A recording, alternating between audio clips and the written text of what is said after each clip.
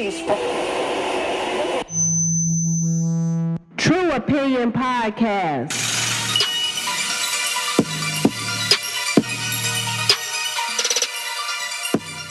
Hey, y'all. Welcome back to the True Opinion Podcast. I'm your host, Adontaus, and it is so good. It feels so good to be back.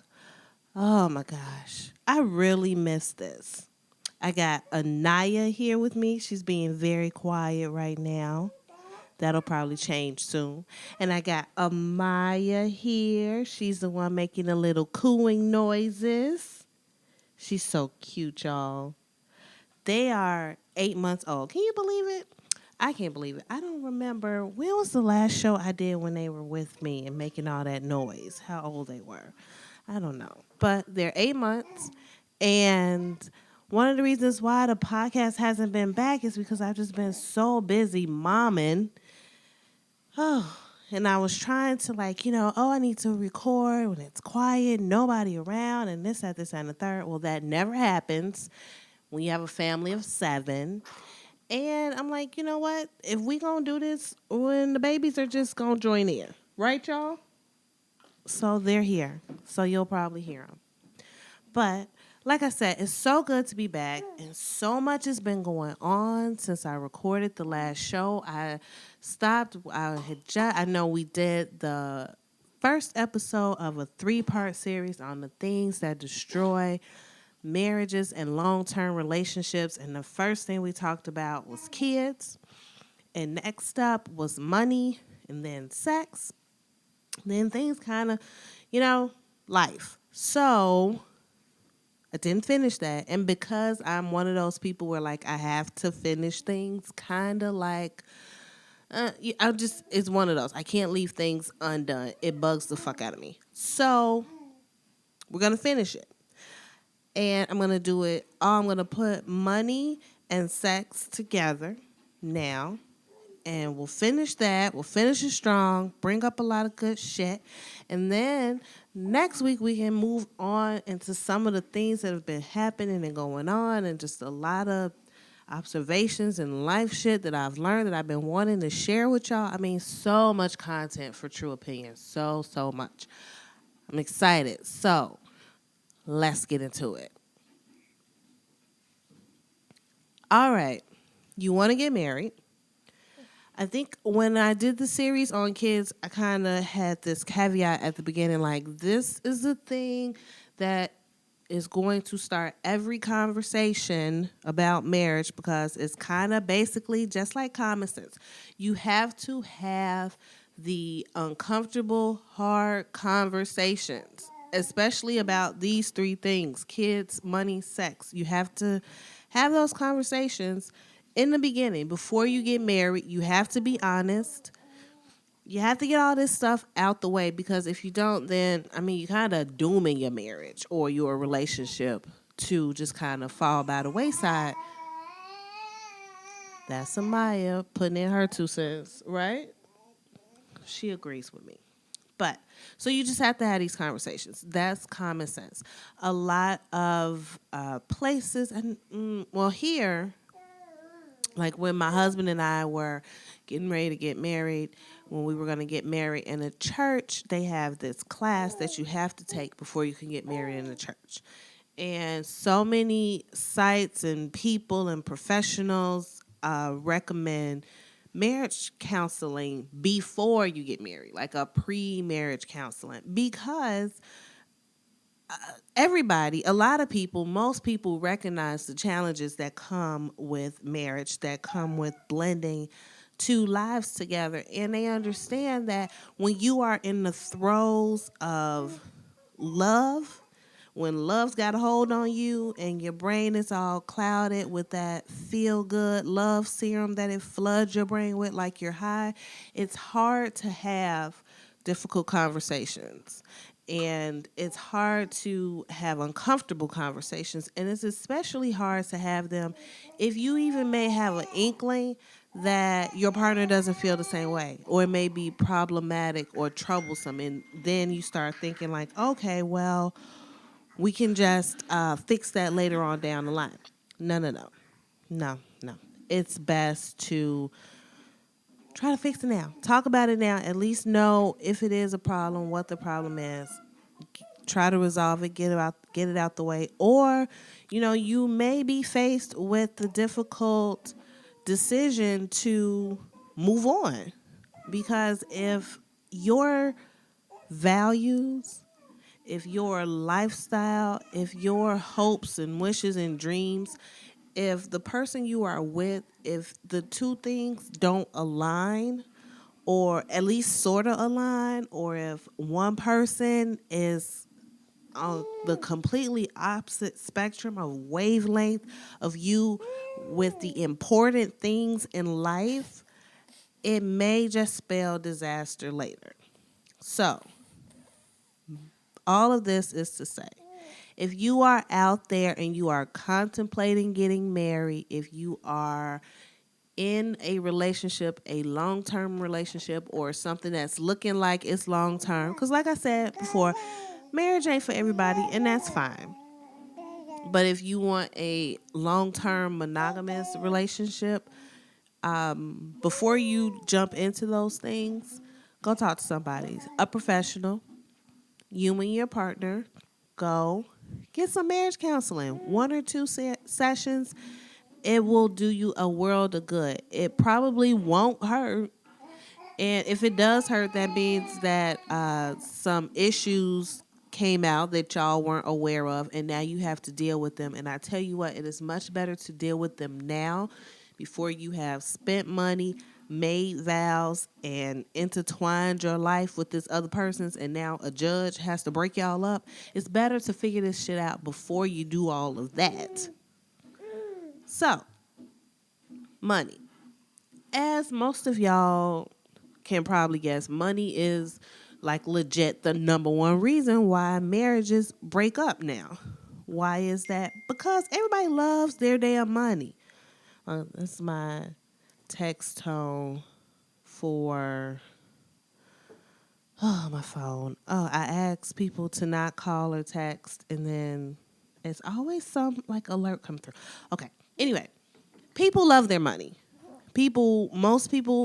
Most have worked hard for their money, or even if it's family money, I mean, they want it and they want to keep it. Like when we talked about the child support episode and why it's such a difficult thing, it's because you love your kid and you love your money, and you don't always necessarily want to give up one.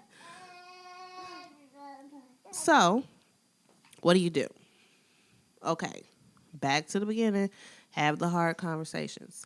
But when you start dating, you have to look at certain behaviors that the person you're dating exhibits when it comes to money. If you are dating someone, whether a man dating a woman dating a man, if you're in same-sex relationships, it doesn't matter. The other person, pay attention to how they treat money, how they treat you concerning money. When y'all go out, is one person always paying? Does the other person never offer to pay? Does one person try to, if they are paying, do they try to control what you get or what y'all are doing, and not just to say to fit their budget, but are they kind of aggressive with it? Like, no, you can't have that. Yes, you can't have that. Or I'm paying, so I'm going to make the decisions about what we're going to eat or what we're going to do without input from you. We all refer to them as little red flags. And I always say, if somebody is waving a red fucking flag, please pay attention to it. So, sorry, trying to read the text message.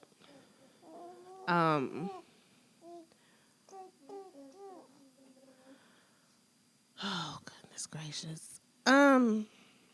Pay attention to the red flags, please. Pay attention to their money behaviors. When you go to their homes, first of all, if they live with their parent and they are like legitimate adults. I don't mean somebody who is in college or legitimate, like grown as hell, and they live with a parent or their mom or whatever. Why are you doing it? You know what? And ask them, why do you live here with your mother? If they gonna lie about it, make them tell you to lie. Or if they just like legit like shit, mom, Deuce take care of me. I ain't going nowhere. Make them say it. So then you'll know what type of person this is, and you can decide if you want to kick rocks or if you are going to be like, okay, well, he lived with his mama. That's cool. They ain't got nothing to do with me. I'm gonna keep messing around with him or her. Don't this is not just directed toward how men behave with money, but women as well. We all need to pay attention. So you pay attention to their money behaviors. You see if they are frivolous spenders. You see if they are conservative. In the very beginning, you may not know these things because people kind of may hide a little bit of who they are or what they feel are their worst traits in the beginning. But if you hang around and pay attention enough, you will start to see all of these things come out. If somebody is cheap as hell, you will realize it. If somebody spends all their money, like their idea of how you supposed to budget your money is spending it all up and waiting on the next paycheck, like they don't have an idea about savings or whatever, you will see all of that. So pay attention because they can't hide it. Another thing, money is, just for a lack of anything better to say about it, money is definitely the root of all evil. You can tell it's the root of all evil because it breaks up marriages. Marriage is supposed to be so pure and loving, and you promise God and you put on a pretty dress and you have a party, and money can destroy that. So you have to realize that. And again, I have to stress, you have to have these conversations because money is so powerful and it will change people. It will change your relationship. It will change you.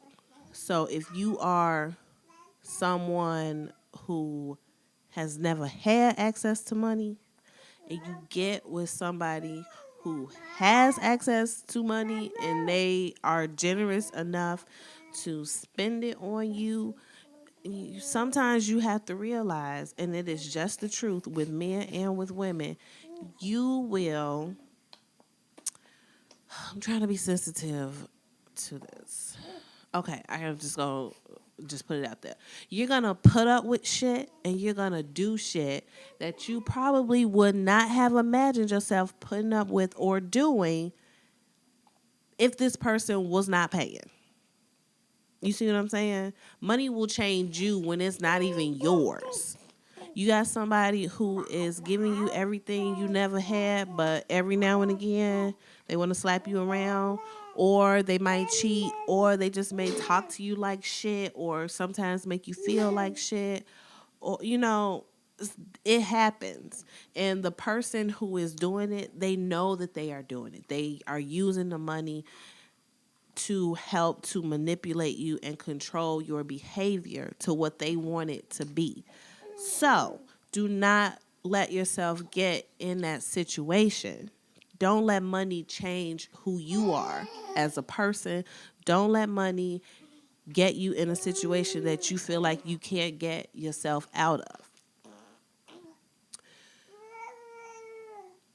Money will also, it'll have you acting different. It'll have the people around you acting different.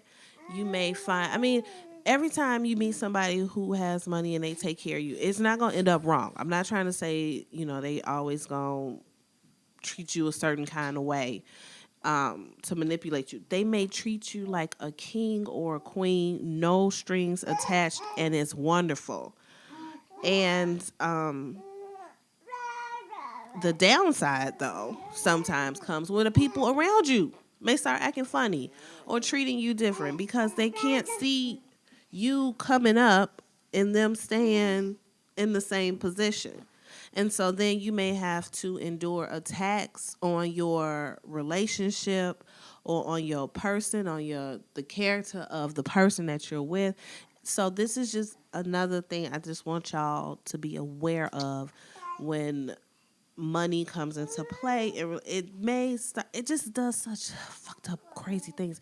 It will change the complexity of every relationship that you are in almost, if you let it and if you're not paying attention. And that can start to erode the relationship you are in from the inside out. So be aware of that.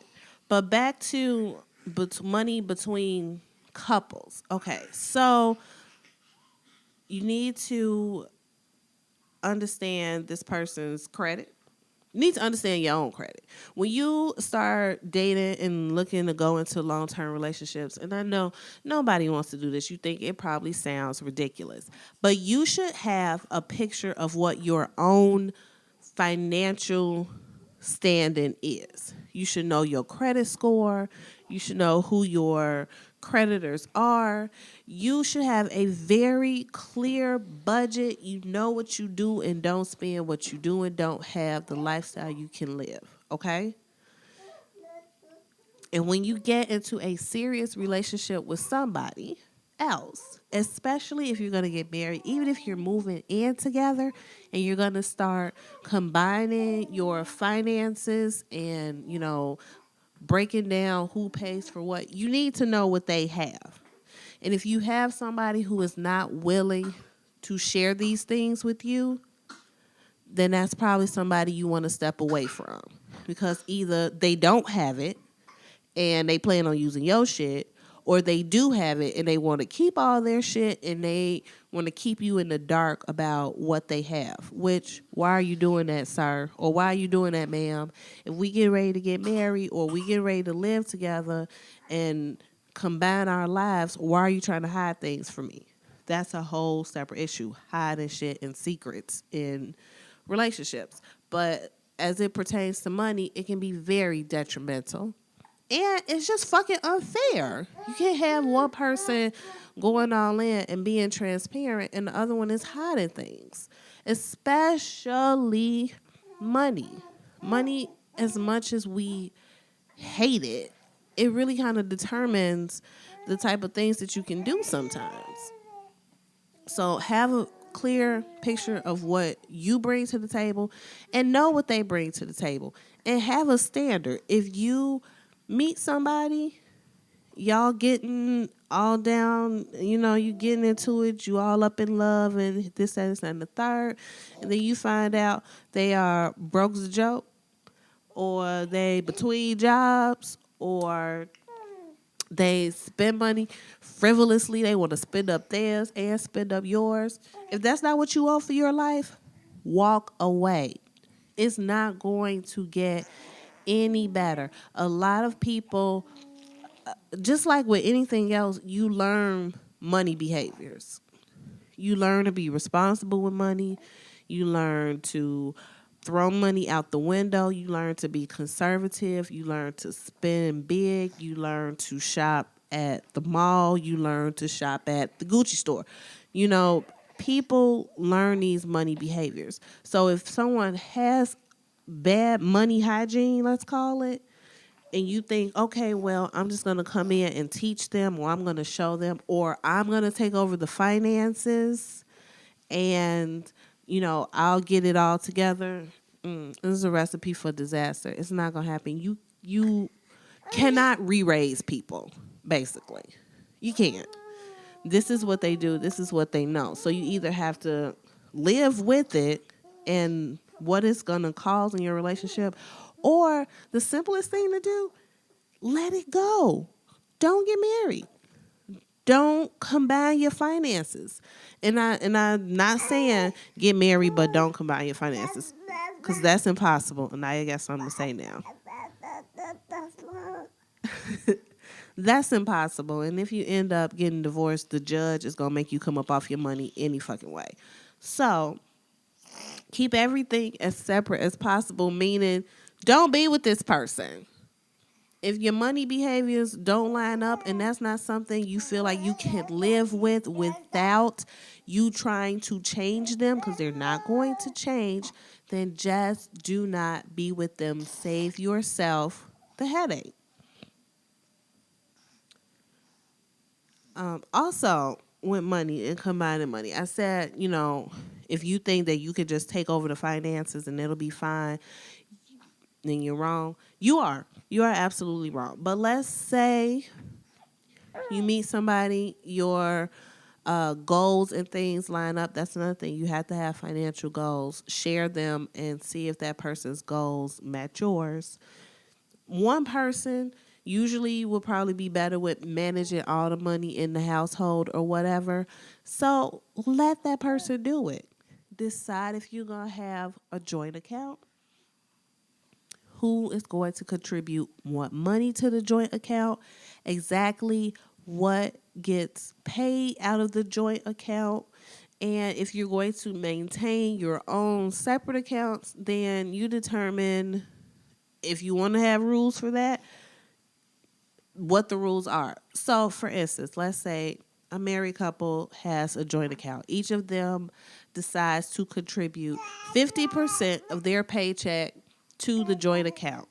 And from the joint account, all household expenses are paid, like the rent or a mortgage, the utility bills, the groceries bought from the joint account, any household repairs you need are bought from the joint account. Then you decide, are we paying our own separate car notes from the joint account, or does that get paid out of the other 50% of your paycheck that you kept?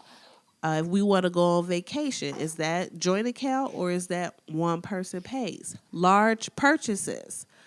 Your husband wants a new television, or your wife wants, what's something expensive ladies want? See, I don't like a lot of, not I don't like expensive things. It's just expensive shoes or expensive handbags. Where does that come from? Does it come from your own money that you keep from your paycheck? Okay.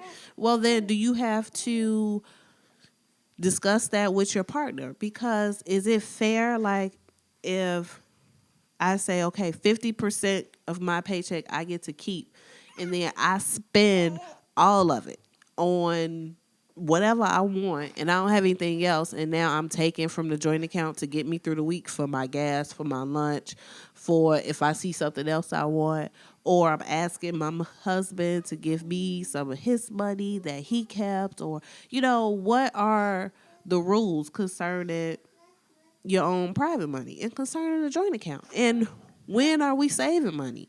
Are we saving money? Do we have a joint savings account? Do we have investment accounts? What are we doing about retirement? All of these things you have to talk about. You can't have one person being super responsible and somebody else tricking off all the money. Unless you're just independently wealthy, then perhaps that will work for you. But if you are working a regular 9 to 5, y'all have a middle class, upper middle class existence or whatever, you need to have some rules when it comes to how things are being spent and what happens with the money that comes into the house. You just do. It keeps things running smoothly. And believe me, it is a drag to talk about. It is a pain in the ass to be like, no, this is the rule and blah, blah, blah, blah, blah. Nobody wants to talk about this stuff. It's fucking annoying and all that shit. But you have to. You just have to. Because if you don't, then you're going to be talking to your attorney about it. And I hate to act like, it'll all just be terrible and end in divorce. But like I said, money is the number one reason why people get divorced. And even if you don't get divorced behind it, which I hope you don't, it may take a lot of expensive therapy. It may take a lot of counseling with a pastor. You may have to meet with a financial advisor, or somebody may just have to give in to the other person, which ultimately is not going to make them happy. But they may have to do that just to preserve the marriage. And that's not fair. That's unfair. So, again, I'm going to say it. Again, I'm probably going to say it 500 more times. Talk about this shit. Talk about this money shit. You have to, let's dip back a second into secrets. I know that I was always told, I've heard, a woman should keep some money secret, keep a separate account, don't tell them everything. Listen, I feel, let me tell you something. Some men are just fucking trash, okay? They just really are. And some are trash and will just run through all your shit faster than you can blink your eyes. Some people are out here really on the come up. They will play a role, they will pretend, and they just really looking for a come up. And they will do it for years. They will play a role for years and then they will try to snatch your bag as fast as they can. I understand the logic in it. Protect yourself. That's basically what it's saying. That's basically what people tell you as a woman.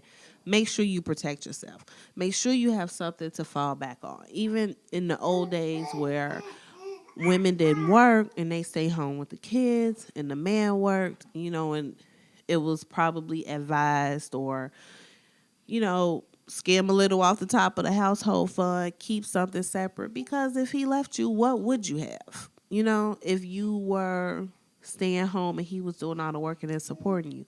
Or if you had to pack your shit and leave because this motherfucker started acting crazy, what were you going to do it with? So I understand the logic of protect yourself, but I also feel like if you go into a marriage with the idea of having an escape hatch or like a parachute, then it almost won't work. Like you are saying, in case it doesn't work, I'm going to set up this or have this. And I feel like with you putting that in case it doesn't work asterisk in front of or behind I'm getting married, I feel like it won't work because you feel like you have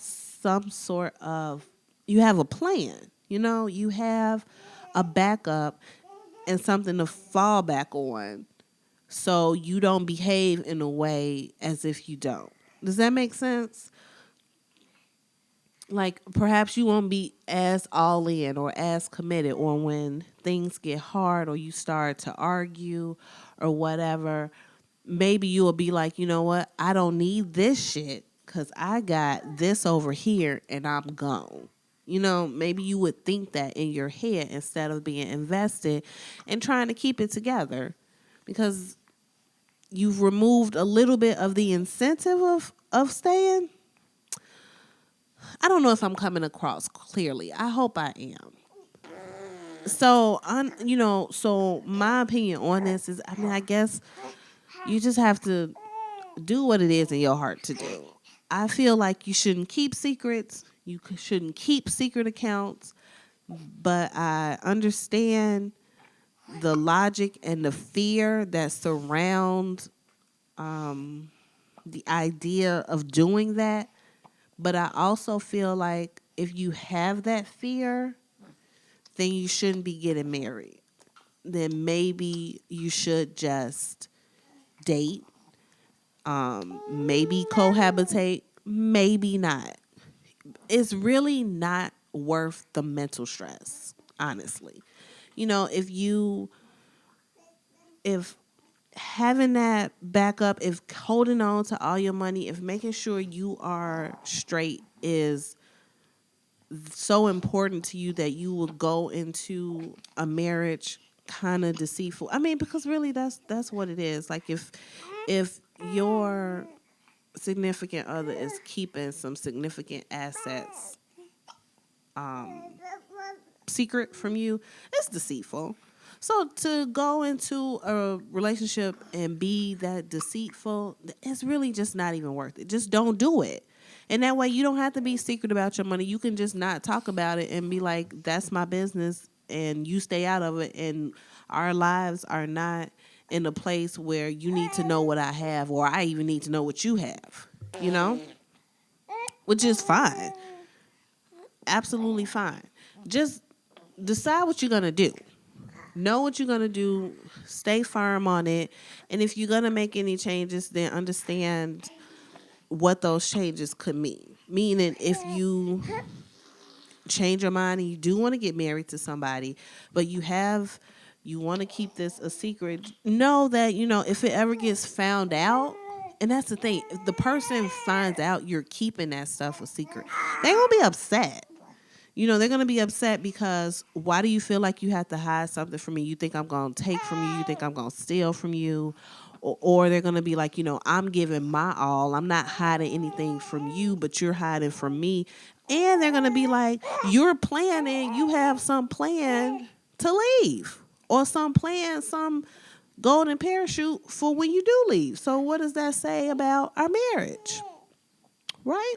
So just know the consequences. If you're going to do it, know it has consequences. So if you're going to hide it, you better hide it good. So, furthermore, and more, and on, and furthermore. When you talk about money, you have to plan long term. You have to have financial goals. And it's much better if those goals align. If you have a certain age you want to retire at, and that's what you're planning toward, and you contribute so much money toward your retirement, understand that, know that, let your partner know that. Discuss whether if you want to have, if you want to buy a home, if you want to rent, if you want to buy real estate to have rental properties. You got to know all of these things so that you can make the best, most informed decision, between you and your partner on, Amaya's getting restless. What's wrong, Maya? You getting restless? Come on. Oh, come up here. There you go. Yep.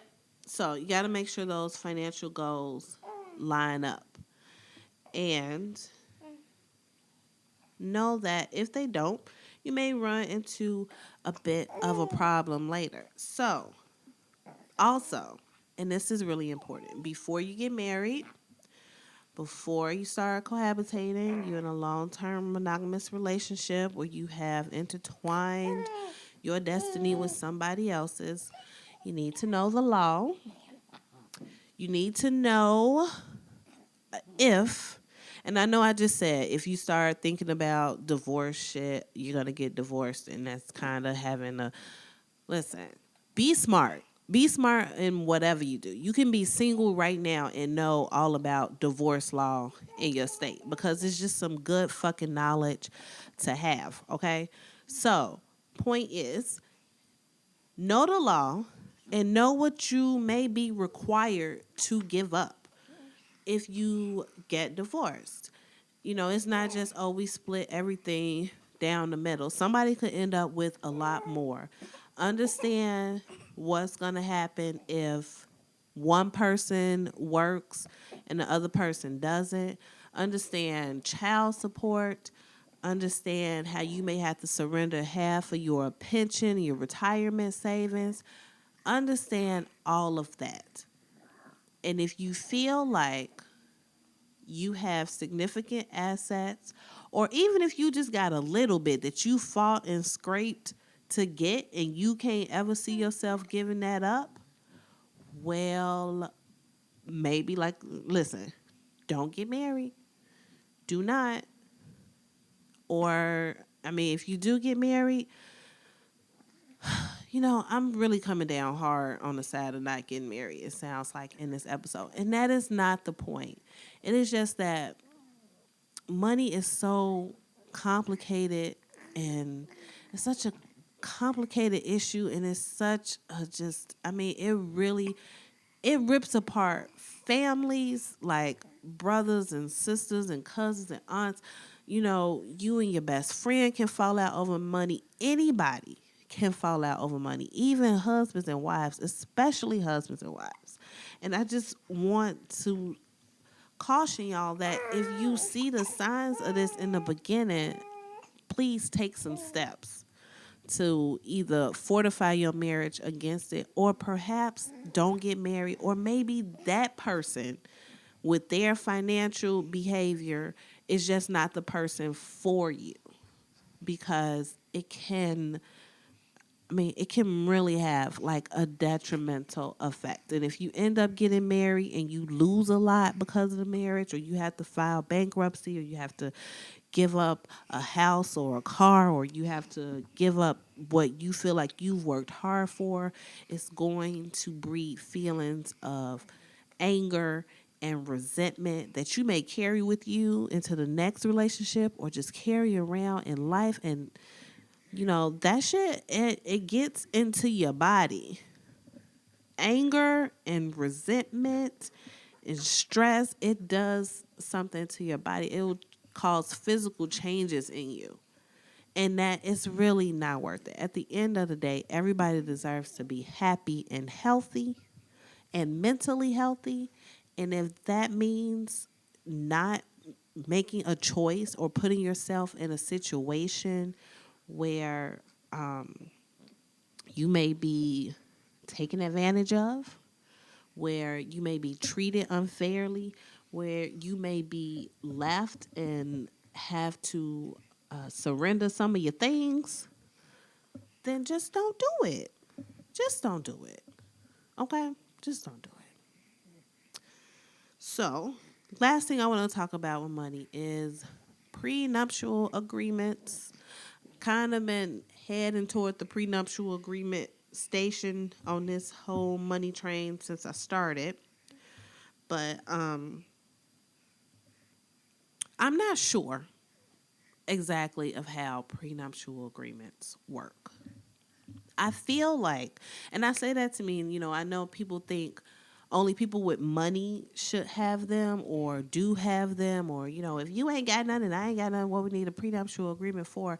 I feel like you should be able to have a prenuptial agreement no matter what you have, because whereas if you have nothing before you get married, who knows what you may do or what you may have or what you may accomplish. Things you start to accumulate while you are married. And if you get divorced, then you may have to give some of those things up.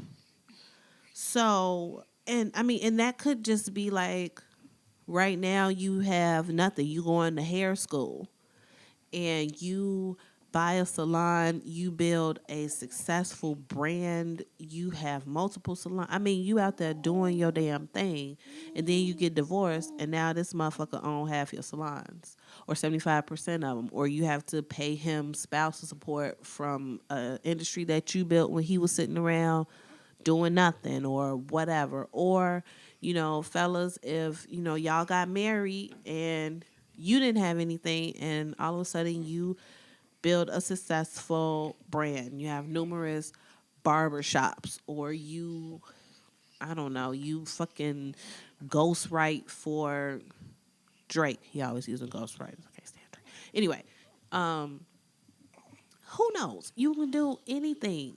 You can have an idea. You can have an invention. Anything to start making money, a lot of money, or even just more than y'all had before. And then you get divorced, and now you got to give up half of it.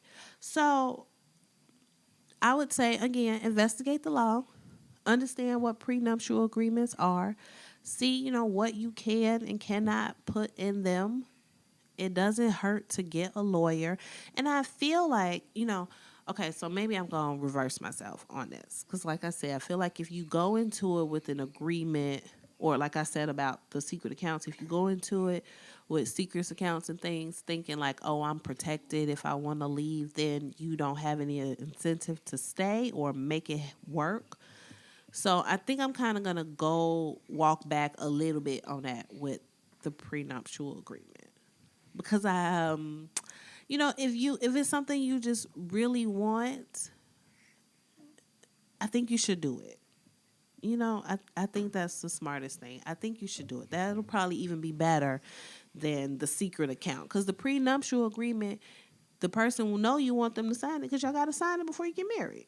They'll know the terms, they'll know the conditions, everything will be out there on the table. So maybe I'm not reversing myself because it's not a secret, okay? It's all laid out there for everybody to know. And I feel like if you both love each other, and even though you are getting married and your purest intention is to stay together forever, you are mature enough to realize that shit happens and forever sometimes just mean 15 years or 10 years or even 5 years for y'all. This person, at least right now in this moment, loves you enough to sign this document so that you feel protected. I mean, to me, love is protection. And however my love needs to protect you, meaning if I need to love you enough to make you feel like you have this piece of security, then I'll do that. And it doesn't change the way I feel and it doesn't change the way I operate in the marriage because this protection is in place. And, and it also shows you that if you're trying to protect what you have, that I'm not out here for what you have. I'm here for you. Or if you're trying to protect what you may have, it's just like, well, if our marriage breaks up, you just take your shit and go. I don't fucking care. I guess that's not right. Because when people's marriages break up, they be mad and be like, I want everything you have because you took years of my life away. I don't know. But what I do know is you got to have an uncomfortable money conversation. You have to pay attention to their money behaviors. Know your financial standing. Know their financial standing. Don't have a secret account. Know the law, though. Know what'll happen with assets if y'all break up and you have to start dividing shit. And consider prenuptial agreements if they're appropriate. Above all, love with all your heart. But don't be a dummy. And always protect yourself. And protect your partner, too. If you love them, protect them, too. So, now, okay, so that was money. Oh, that was terrible. I even hate talking about money. It's so uncomfortable. I think it's so just disgusting and crass to just, have these money conversations all the time. And I don't like to discuss money with people. I don't like to talk about what I have and what I don't have and what we have. And I don't like it. I don't like it. But in relationships, it's necessary. So don't like it, but do it. So now we have to let's talk about sex, baby. As these little babies put their slobby hands all over my face. Sex in marriage. So what am I going to say? Well, you have to have the conversations. That's the first thing I always say. You got to talk about these things. Okay. I mean, simply, oh goodness. Marriages do break up because of sex. And I don't mean like sexual incompatibility. That also means people cheating. And sometimes you get a little too freaky and the person ain't with it. And also, things like inviting other people into your bedroom, threesomes and things of that nature. Like, I just generally think it's not a good idea. Some people love it. They swing from chandeliers and things, and they just they swing like have different partners, and that's fine for them. Some people may have tried, to have threesomes once or twice in their marriage or whatever, and it went fine for them. They did it, it's done. And some people have done it and it has torn their shit apart. I just generally think that the marriage bed is for the man and the woman. I just, inviting someone else into your bed, into your marriage, just doesn't seem like a great idea to me. So, let's walk it back to the beginning. Before you get married, if you are having sex with your partner before you get married, I mean, no judgment, do whatever the hell you want with your vagina and your penis. This is a great time for you to, I don't want to be too crass. If you having sex and you know whether or not you like it, okay? Let me, listen. If it's not good, it's just not good. If the sex is not good, it's not good. This is so uncomfortable talking about this with these little babies here, even though they know nothing of what I'm saying. But anyway, if it's not good, it's not good. And sometimes you will take some not too good sex and just keep your mouth shut. And I'm talking to the ladies because, men have the most fragile egos around, okay? And so you may not want to say anything to him about it because you don't want to hurt his feelings and because you did all this screaming and hollering and moaning like it was so good, so now you can't turn around and say it wasn't. And this is the thing. That's why you got to start off being honest with sex, okay? If it's not good, don't be screaming and hollering and moaning like it is. Just kind of, keep it quiet. And then afterwards, talk to him about it maybe. Or take control in the bedroom. This is the thing. You should not be having sex if you don't know what it takes for your body to feel good. You should know your body well enough to know what kind of touch, what kind of pressure, what kind of speed, or whatever you need to get you where you need to be. You should know your body well enough to be able to guide another person to getting you there. You know what I'm saying? So, for one, if you don't, then turn this podcast off. Go in your bedroom or your bathroom or go somewhere and figure it out. Because you just have to. You have to know your body. It's yours. You should know what makes it feel good. So, you know what makes your body feel good? And your partner is not doing it consistently. Because, every time you may not get to the promised land every single time. Okay, and maybe one time out of 10, it's like, oh, that's okay. But if you consistently not getting there, then it's time to do something different.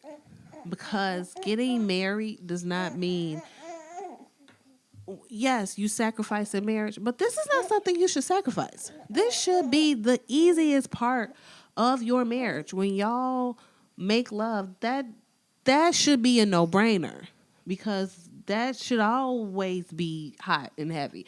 Actually, it should be the problem because it's so good that it fucking clouds your brain for the reason why you starting to hate this motherfucker. So that shouldn't be that hard. You should be having satisfying love-making sessions consistently or at a frequency that is desirable to you and your partner. And like I said, that shouldn't be the problem. So if it is a problem, and this is not one of the things where I'm like, if it's such a big problem, don't get married. No. If it's not an issue of like weird sexual shit that you're not down with, y'all just, it just seems like kind of maybe the groove is off a little bit. And like I said, you're not getting there every time, or it's a little boring, or he kind of not doing what you like. That can almost easily be solved if y'all both are open to it. Maybe whichever partner is not being satisfied the way they want, take a little bit of control in the bedroom.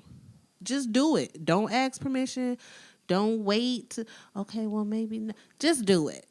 If a certain kind of position, a certain kind of touch or whatever gets you there, you need to maybe guide his hand or take control, do it like you want so you can get what you need. And it'll be sexy. And it'll be fine. So do that, okay? Now, Amaya's looking at me like, what are you telling people to do? Don't listen. Don't listen, Maya. I'm not talking to you, obviously. No. You don't listen. You just sit there and look adorable. So that's easy fix. If that is the problem, that can be an easy fix unless you have somebody that is not willing to listen. Okay, and so now that's another kind of problem.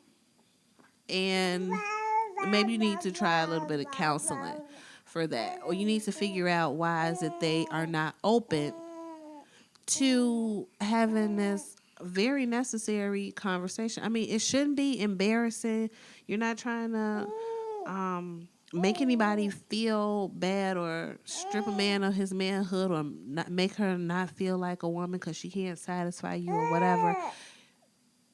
Sex is important. It is very important in a marriage, and both parties should be satisfied. So have that talk.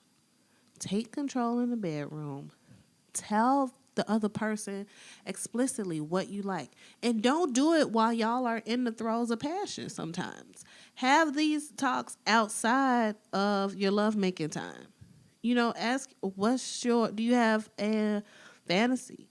Or, what do you like about our lovemaking? What would you like for me to do differently? Don't say, what don't you like? Say, what would you like for me to do differently? And when you ask him, what does he like? Or you ask her, what does she like? Be open to listening to the answer. And then actually try to do it. And if it seems like you're not doing something well, tell that person, teach me.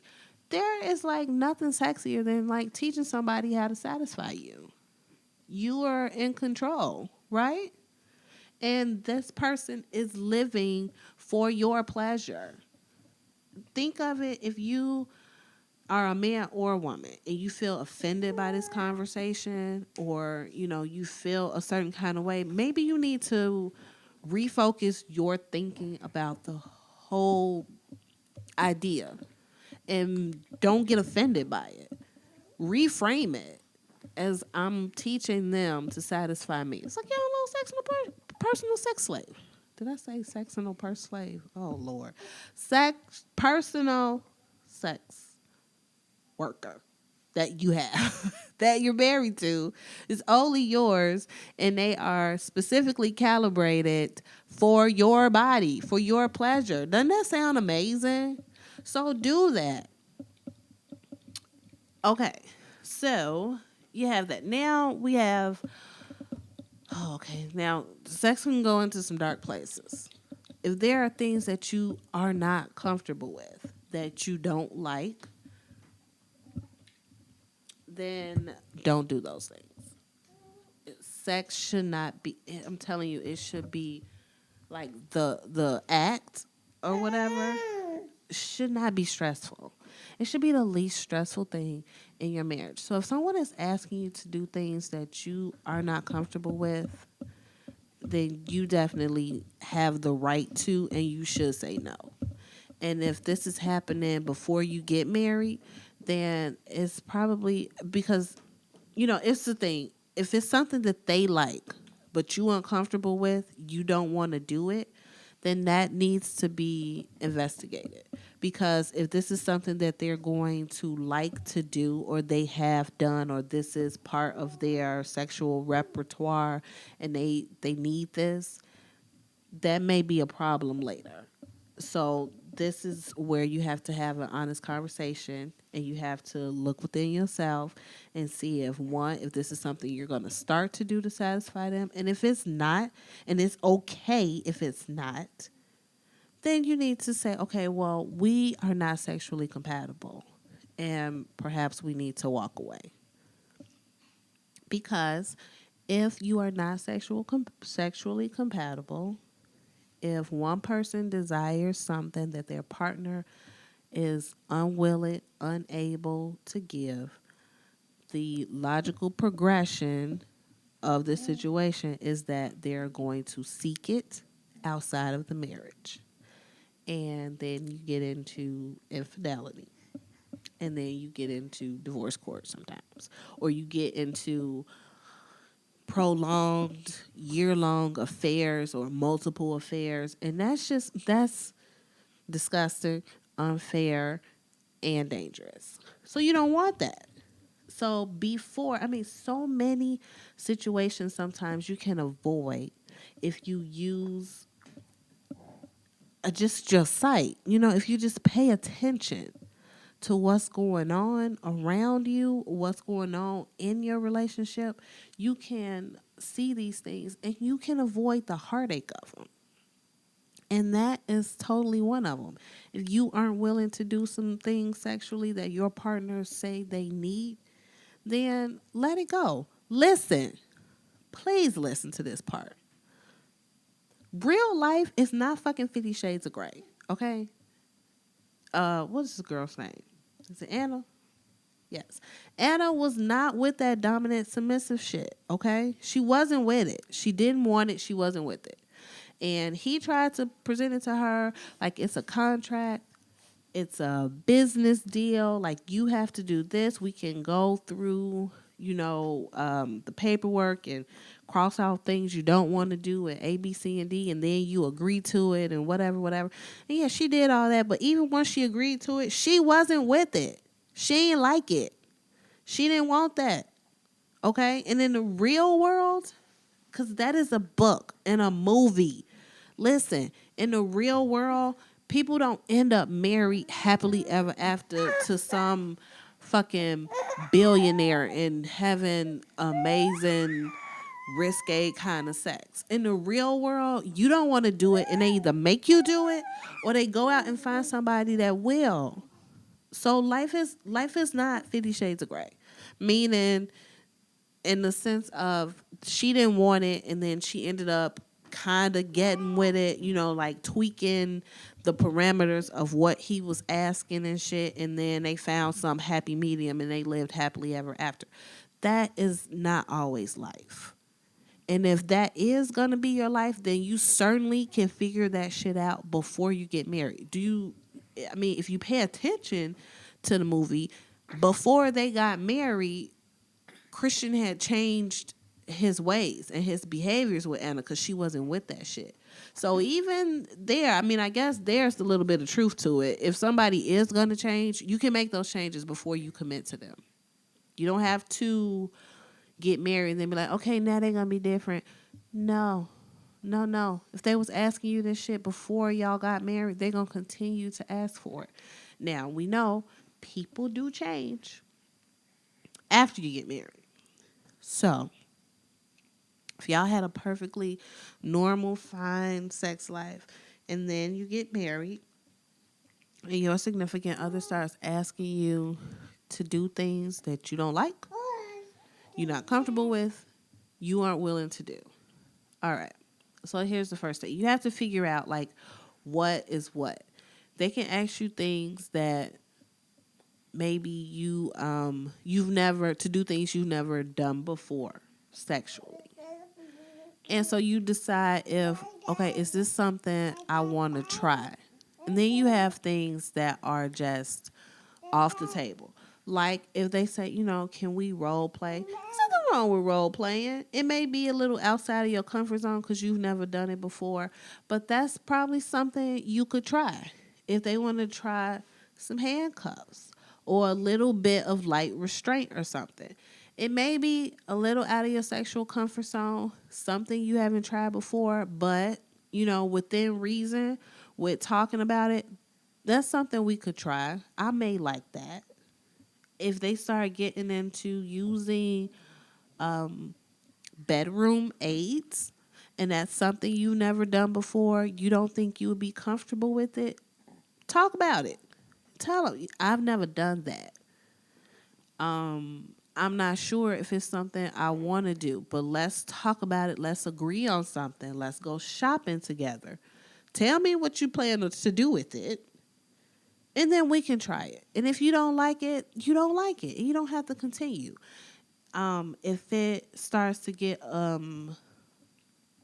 humiliating, If it gets very, some people have fetishes and things. If your significant other has some sort of fetish you aren't comfortable with, if it involves anything, like I said, that makes you feel bad, humiliates you, then that's not something you want to do either. Because, like I said, sex should not be difficult. This should not be the hard part of your marriage. And if the thought of making love to your partner brings you stress, makes you feel a certain way, if it has you crying, uncomfortable, then that's a problem. Amaya is really getting upset. Why are you so upset, Maya? Maya? You got something to say? No? Yeah, so if it makes you that uncomfortable, then no, you can't do it. And y'all have to figure something out. And so now, we get into threesomes and foursomes and other things that are completely off the table for you. They are your deal breakers. Then no, don't do it. Don't. You cannot, you can't compromise yourself. This is Marriage is completely about compromise. But something that makes you feel that bad or you are that uncomfortable with, like inviting somebody else into your bed, having a threesome, if that's what it is, or, having multiple partners, or your husband say, I want to watch you with something else, or your wife wants to watch you make love to a best friend or something. If that ain't what you want, you say no. You don't compromise on that. You can't have sex with a stranger. There is no compromise. And if you need to say no, then say no. If somebody is making you feel like you have to do these things to keep your marriage together, then y'all may be headed for divorce, because that is not the type of ultimatum you should ever give anybody. I've heard people say, their partner would tell them, well, this is what I like. This is what I have to do. This is what I like. So if you can't do that, then I'm going to go. And my response to that is, you should have told me that's what you like before we got married. So I could have sent you on your way so you could go and do that without wasting my fucking time. And if they did tell you that that's what they liked before they got married and you married them anyway, shame on you. Because now you have put yourself in a situation where you're going to have to get divorced. You're going to have to live separated forever, which that's a fucking drag. I don't know why people do that. Like, either be together or get divorced. Don't be we separated for 20 years. The fuck is that dumb shit? Or you're going to have to sit in this marriage and pretend like you don't know when he leaving out the house what he's going to do, because you won't do it. You did that to yourself. So, like I said, have the conversations. It is important to everybody, men and women. It is important that you be honest about everything sexual. Whether or not you like protection, what kind of protection, if y'all gonna be using it, the kind of sexual appetite you have, if you like it frequent, if you're not that frequent, if you like foreplay, if you hate foreplay, what kind you like, what kind you don't like, what you willing to do, props and stuff, that's fine, but, don't bring no whips and chains. And talk about it all, okay? All of it. Now, like I said, sex does not just involve sex, breaking up marriage is not just the sex you have with your partner. It's unfortunately sometimes the sex your partner has with somebody else, meaning they cheat on you. That is terrible. I cannot imagine the pain that one would feel from finding out that their husband or wife has cheated on them.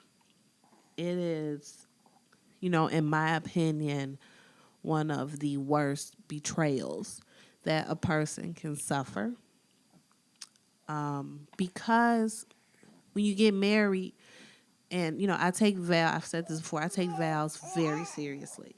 And you promise, it's right there in the vows, you promise not to do this. You promise to the person in front of your friends and family, you promise to God, You swear on it that you won't do this. So for you to turn around and do it and break your vows to go back on your word, that is, to me, is completely unacceptable. It is an offense worthy of you winding up divorced. But, you know, I I don't know. I don't know what to tell you to do if your spouse cheats on you. You just kind of, that's the situation. You just have to kind of play by ear. No matter how much you rehearse it in your head, no matter how much you think, no matter what kind of conversations you have, until it happens, and I hope it never ever does, you don't know how you're going to react.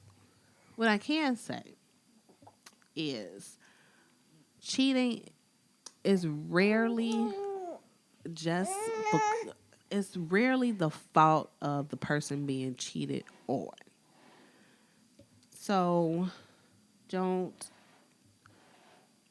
allow yourself to be made to feel like it was something you did not do. Even if it's something you weren't doing sexually, your partner still has an obligation to you. To be honest, to be true, to be faithful. So, I had this, when I planned this episode out, I had this whole thing I was going to say about cheating. But now that I'm here, I'm just like, oh my gosh, cheating, that's terrible. Cheating is really terrible. And none of what I plan to say is really appropriate because you don't know what you're going to do until it happens. And as far as sex goes, I can just say, if you plan to stay, if y'all work it out after one party has cheated, part of that process I think would be, being honest and knowing what y'all are in for or what may have happened. Meaning, if you got cheated on, did they use protection? The person that you cheated with, like, what, do they have anything? Do you know? Of course, nobody cheats with somebody they know is infected with anything. But, is this somebody you've had continuous relations with? Or is you got a rotation going on or whatever? Like, how unprotected am I? And do I need to get myself checked out for any number of things? Because that's not only the betrayal of your love and your vows and your marriage, but you putting... No, I'm not. What's wrong? But you putting your partner's health and life at risk, you know? So just be honest about whether or not you use protection, whether or not your partner should be tested for anything. And, if it's a possibility that you may have some babies coming into the house. That's a whole nother podcast, I tell you. But basically what I want to say about sex and making sure sex doesn't break up your marriage is make sure you're sexually compatible. If you're not, get sexually compatible. Have an honest conversation about what you like and what you don't like. If you find yourself married and your partner wants to do some shit that you find outlandish, you're going to have to decide whether it's something that you can do or can try, or if it is a absolute no bottom line deal breaker. And then you may be left to deal with some consequences or fallout from that. And I mean, that's it. That's it. I feel like I should have more to say about sex because sex is so important, but I think it's just kind of basic. Like, don't cheat. Make sure you are doing what you can to satisfy your partner. Listen to their bodies. Listen to their mouths when they tell you what they like. And then try to do that. And if you are having sex before you get married and you find that it's absolutely not working, y'all are incompatible sexually, you just may have to let it go. Because sex is a very big part of life. And who wants to walk around never having an orgasm? Nobody. Nobody at all. So that's it. That's it. These babies are getting restless. They like, what are you talking about, lady? We've been sitting here with you for an hour. What is happening? So I got to get out of here. This was so much fun. I'm so glad we finally finished the series on the things that break up marriages and long-term relationships. This is a new year. We can get into some new things. I cannot wait. I'm thinking of maybe changing up the format a little bit. I know I'm going to have my husband come on for a couple joint episodes, and y'all can see firsthand the craziness that is our marriage. I mean, it's crazy, but I love him to the moon and back. Some interesting topics. Oh my gosh. I mean, y'all know so much has happened. Listen, I started and ended a lock journey. So I got all these thoughts on hair and beauty standards and just, personal like service industries, beauticians and locticians and all that shit. Parenting. I got a 13-year-old in 8th grade. So, yes, a lot of stuff on parenting. I think we got kids in almost like every freaking age bracket. So we doing it all. And it's amazing, right, y'all? Right? But yeah, politics, celebrities, food, weight loss, everything. We're talking about it all this year on True Opinion. I can't wait. It's going to be amazing, y'all. Make sure y'all stay tuned. Come back for the episodes. Rate, subscribe, and review on iTunes. Visit the website, trueopinionpodcast.com. Visit me on social. I cannot talk. After an hour, my mouth just becomes mush. I cannot talk anymore. Visit me on social media.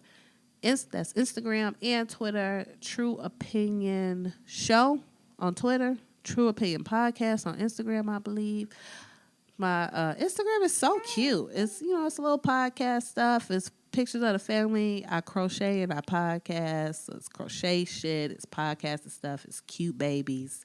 It's everything. It's just everything. So visit me everywhere. Let's talk. All right, y'all. That's it. Bye.